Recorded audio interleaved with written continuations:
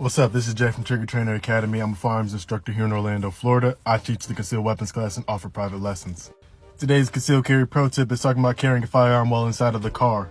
There's a lot of misconceptions when it comes to carrying a firearm inside of the car because of a lot of unknown myths.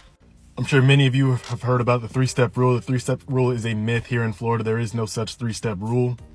Florida Statute 790.25 says that in the private conveyance, if you're above the years of 18 years of age, you can legally possess a firearm inside of the car for self-defense, as long as that firearm is securely encased and not otherwise readily accessible.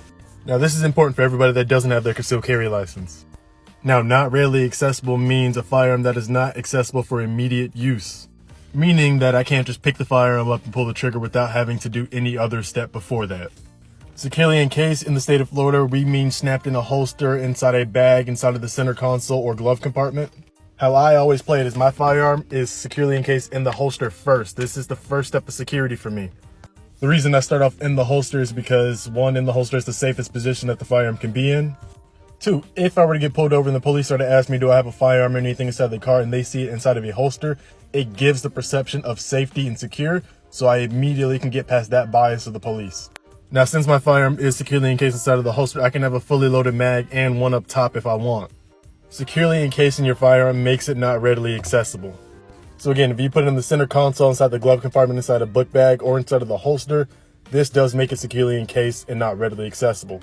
Since I have my concealed weapons license, the only condition that I have to follow in the state of Florida when in a car is keeping the firearm concealed. Now, the definition of concealed in Florida state is hidden from the ordinary sight. So as long as a person that's been walking by your car can't look through the window and immediately see the firearm out, it is considered concealed inside of the car. Now, in the state of Florida, you don't need a concealed weapons license in order to possess a concealed weapon inside of the car. Now, it doesn't actually count as being in possession of a concealed weapon until you are outside of the car. Florida is a dwelling state, and your home and car while inside of it are considered your dwelling.